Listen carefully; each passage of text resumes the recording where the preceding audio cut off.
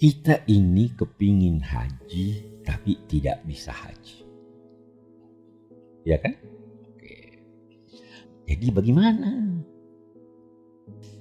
Ada ungkapan orang-orang sufi. Dia berkata begini. Berkunjung ke Mekah itu adalah berkunjung ke rumah Tuhan. Ya kan? Baitullah kan di sana. Sungguh rugi orang yang berkunjung ke rumah kekasih tetapi tidak disambut oleh kekasih. Rugi orang yang berkunjung ke rumah kekasih lantas tidak menemui kekasih di sana.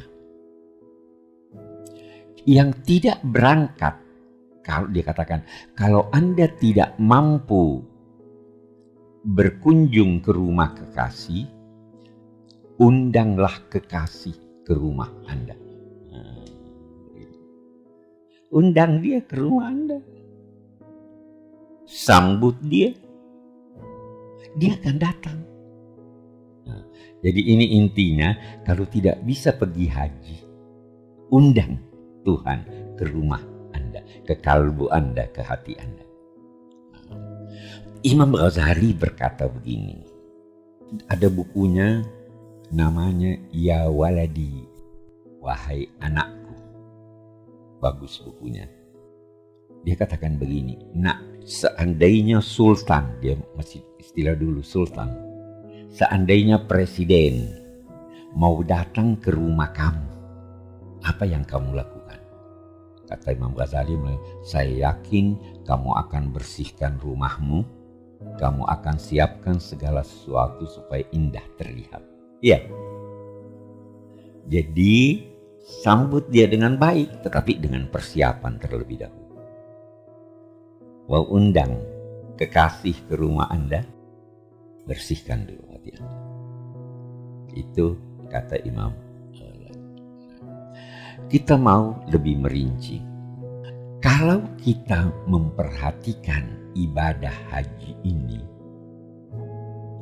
hampir semua kegiatannya yang wajib atau yang sunnah itu berkaitan dengan Nabi Ibrahim dan keluarganya. Ya kan?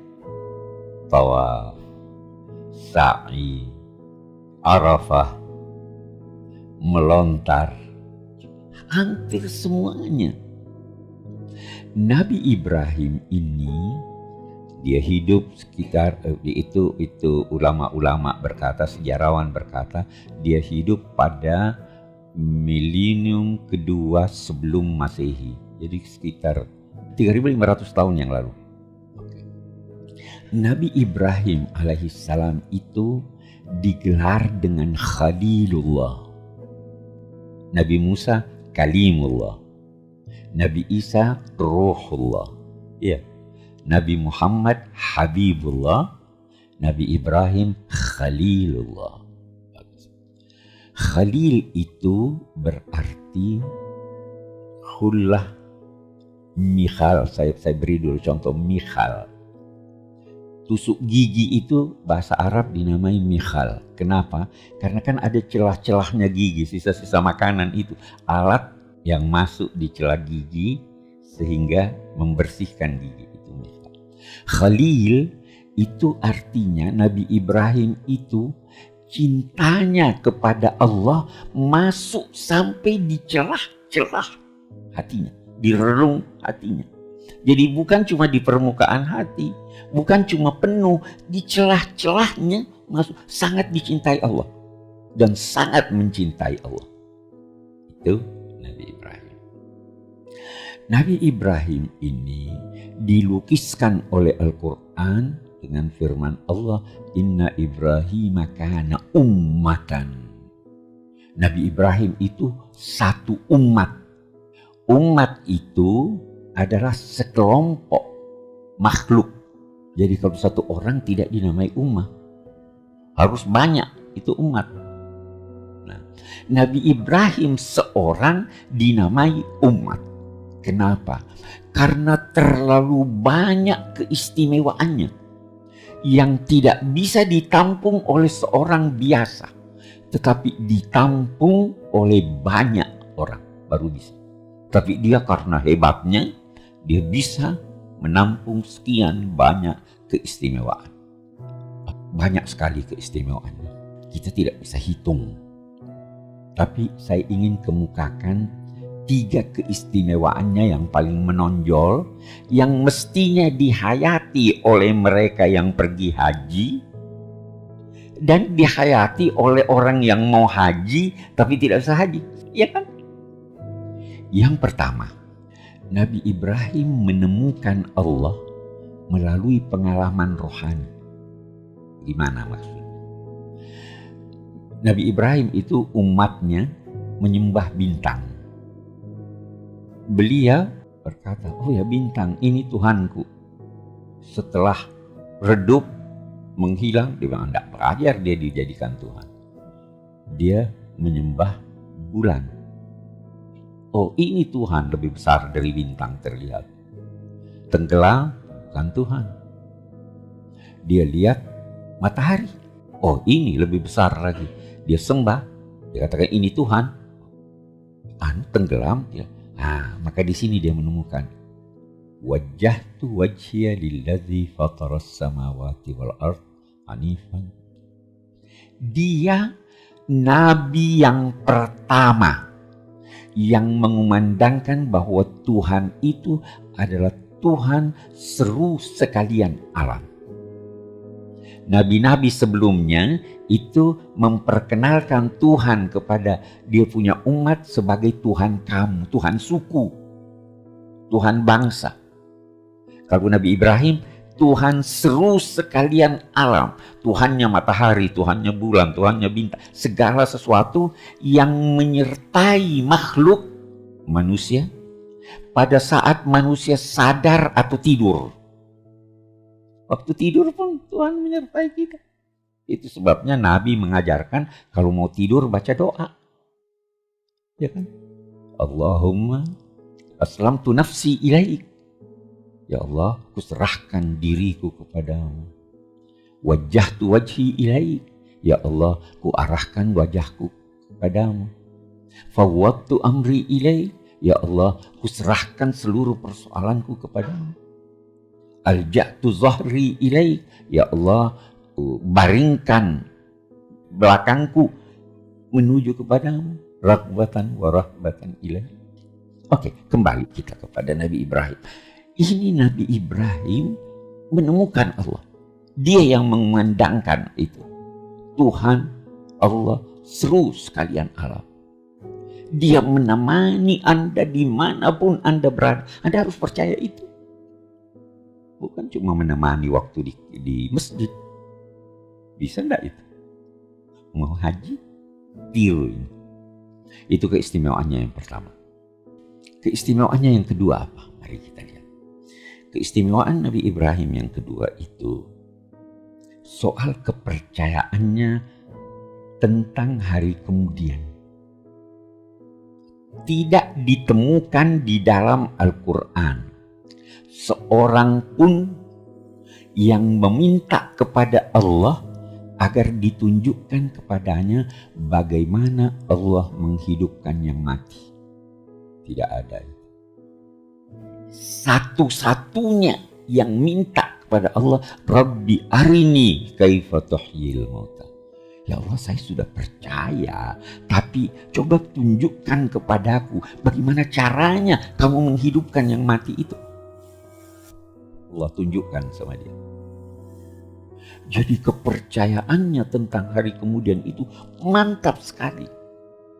Ya kan, itu ayat ambil 4 ekor burung, segar bugar, sembelih, cincang-cincang, campur semuanya 4 itu, baru taruh di 4 wadah. Ke-4 wadah itu kamu taruh di puncak gunung.